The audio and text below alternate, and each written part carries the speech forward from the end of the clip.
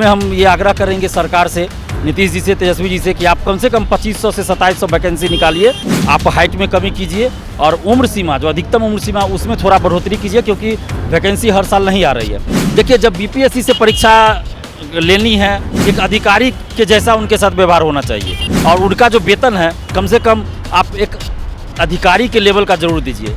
नमस्कार, insider live देख रहे हैं आप और मैं हूं आपके साथ अमित। जब बिहार में इन दिनों दरोगा बहाली को लेकर घोषणाएं हुई हैं, कल ही सरकार ने नोटिस जारी किया है। इन तमाम मुद्दों पे बात करने के लिए हमारे साथ छात्र नेता दिलीप हैं। दिलीप, कल सरकार ने घोषणा किया है लेकिन उसमें हाइट वगैरह का जिक्र नहीं है कि योग्यता क्या होगी, कैसे क्या होगी, उसका जिक्र नहीं है। देखिए, इस बात को लेकर संशय बना हुआ है अभ्यर्थियों में और बहुत परेशान भी है कि मुख्यमंत्री जी ने आश्वासन दिया था, एक मंच से घोषणा भी उन्होंने किया था कि हाइट में कमी की जाएगी। अखबारों में भी खबर छपी थी। तो हम तो यही आग्रह कर रहे हैं, अपील कर रहे हैं मुख्यमंत्री जी से कि आप सभी कैटेगरी में, सभी के लिए, पुरुष महिला सभी के लिए आप हाइट में कमी कीजिए और उम्र सीमा जो अधिकतम उम्र सीमा उसमें थोड़ा बढ़ोतरी कीजिए, क्योंकि वैकेंसी हर साल नहीं आ रही है। तो आप उम्र सीमा जो अधिकतम उम्र सीमा उसमें बढ़ोतरी कीजिए और हाइट में सभी के लिए कटौती कीजिए, कमी कीजिए, ताकि ज़्यादा से ज़्यादा लोगों को मौका मिले। और दरोगा बहाली के लिए जैसे कहा गया है 1200 के आसपास, तो उसमें हम ये आग्रह करेंगे सरकार से, नीतीश जी से, तेजस्वी जी से कि आप कम से कम 2500 से 2700 वैकेंसी निकालिए, क्योंकि इससे पहले भी 2440, 2213, 1717 दरोगा बहाली आई है बिहार में। तो कम से कम आप 2500, 2700 वैकेंसी निकालिए, नहीं तो 1100, 1200 आप निकालिएगा तो फिर जो दरोगा अभ्यर्थी है उनका मनोबल गिर जाएगा, उत्साह उनका कमज़ोर पड़ जाएगा। क्योंकि 1.5 साल से ये बात चल रही थी कि 2500, 2700 दरोगा की बहाली आ रही है और वैसे भी आप इतना दरोगा की बहाली करने में सक्षम है, क्योंकि इससे पहले हो चुका है 2440, तो इसलिए 2500 तो वैकेंसी निकाल ही सकती है सरकार। तो इतने पदों पे वैकेंसी निकाली जाए और पारदर्शिता लाई जाए, दरोगा हो चाहे सिपाही बहाली हो, पारदर्शिता लाई जाए। OMR शीट का कार्बन कॉपी मिले, क्वेश्चन बुकलेट मिले, आंसर की जारी हो, जब रिजल्ट प्रकाशित होता है तो कटअप सभी का मार्क्स बताया जाए। क्योंकि अभी तक दरोगा बहाली, सिपाही बहाली में ये सब नहीं होता, स्टूडेंट्स को पता ही नहीं होता है, अभ्यर्थियों को ये पता नहीं है कि किस क्वेश्चन का आंसर आयोग क्या सही मान रहा है, कितना उनको मार्क्स आया, अभ्यर्थी को पता ही नहीं चलता है। तो इसलिए ये सब चीज़ किया जाए और जो सेंटर होता है परीक्षा का, PT का, वो गृह जिला में ना देखिए, अगल बगल के जिला में दिया जाए, बहुत दूर भी ना दिया जाए, गृह जिला के अगल बगल जिला में दिया जाए, ताकि धांधली सेटिंग ना हो, पेपर लीक ना हो।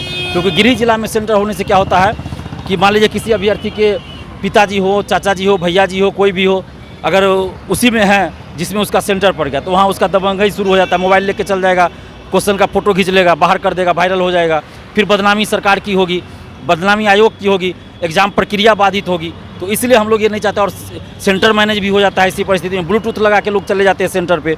तो ये सब चीज़ ना हो, इसलिए गृह जिला के अगल बगल जिला में सेंटर दिया जाए और पूरी निगरानी सरकार रखे। जिला प्रशासन, हर जिला में सेंटर पड़ता है तो जिला प्रशासन और भर्ती आयोग, चाहे वो CSBC हो या BPSSC हो, ये लोग रखे। जिस तरह से BPSC में सुधार किया गया उसी तरह से ये मांग कर रहे हैं। और एग्ज़ाम समय पे हो, पहले बता दिया जाए कि कब एग्ज़ाम होगा, ये सब पूरी प्रक्रिया एकदम तय समय सीमा के अंदर हो। जी, शिक्षक बहाली को लेकर भी नई नियमावली आई है और सरकार ने कल उनका मानदेय भी तय कर दिया है कि 40 से 50 हज़ार रुपये उनका मानदेय होगा। ये कहाँ तक सही है?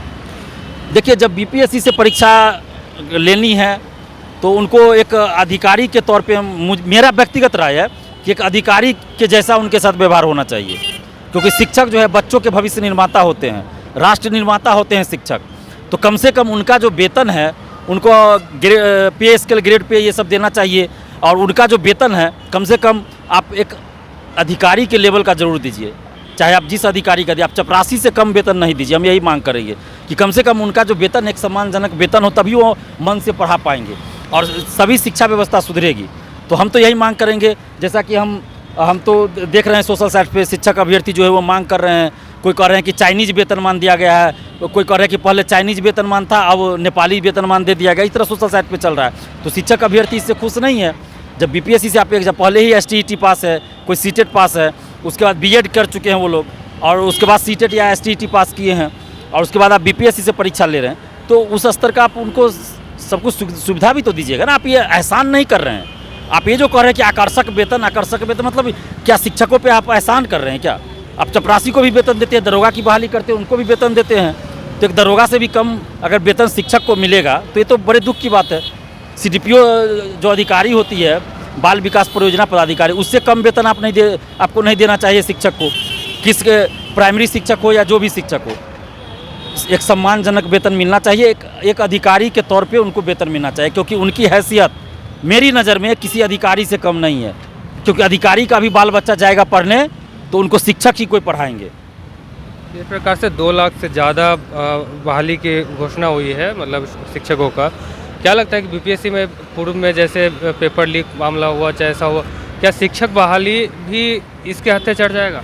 देखिए, तो आगे देखने वाली बात होगी, क्योंकि एसटीईटी में भी पेपर लीक हुआ था, सीटेट में बड़े पैमाने पे धांधली हुई जो दिसंबर में हुआ, और अभी लगभग सभी परीक्षाओं का देख रहे हैं कि कुछ नहीं। लेकिन हम उम्मीद करते हैं कि बीपीएससी से परीक्षा होगी तो मुझे जैसा लगता है कि पेपर लीक जैसी बात नहीं होगी। इसलिए अभ्यर्थियों को चाहिए कि एकदम ईमानदारी से पढ़ाई करे, एग्ज़ाम दे, ये सब बात छोड़ दे, पेपर लीक या धांधली सेटिंग की बात छोड़ दे। बीपीएससी से परीक्षा होगी तो अभी जो बीपीएससी के चेयरमैन हैं अतुल प्रसाद जी, तो वो बड़े ईमानदारी से काम कर रहे हैं, जैसा कि हम लोग उनका काम देख रहे हैं। जो 1700 कुछ सीट है वो सिर्फ वैसे शिक्षक अभ्यर्थियों के लिए जो कि विकलांग हो या विशेष शिक्षा से संबंधित है। जनरल जो सामान्य अभ्यर्थी है उनके लिए नहीं है ये, और इतना कम है सीट, तो सीटों की संख्या बढ़ाई जानी चाहिए। कहाँ 3 लाख कर रहे थे, फिर आ गए 2 लाख पे, कभी 2.5 लाख, कभी 1 लाख की बात कर रहे हैं। मैंने पूरे शिक्षकों को मिला दिया जाए तो अभी कुछ कंफर्म नहीं है कि कितने लाख की वैकेंसी आएगी। तो 6 to 8 में संख्या बहुत कम है, तो सरकार को इस पर ध्यान देना चाहिए और उसकी संख्या बढ़ाई जानी चाहिए। तो ये थे छात्र नेता दिलीप हमारे साथ, और इनका साफ तौर पर कहना है कि जिस प्रकार से शिक्षक बहाली को लेकर भी घोषणाएं हुई है, उस पर सरकार और छात्र जो है वो मेहनत करे, ईमानदारी से तैयारी करे। बीपीएससी जैसे पूर्व में पेपर लीक होता था, अब जो भी चेयरमैन है वो ईमानदारी से काम कर रहे हैं और इस पर ज़्यादा ध्यान दे रहे हैं। फिलहाल हमारे साथ बने रहे और देखते रहिए सैटरलाइव। नमस्कार।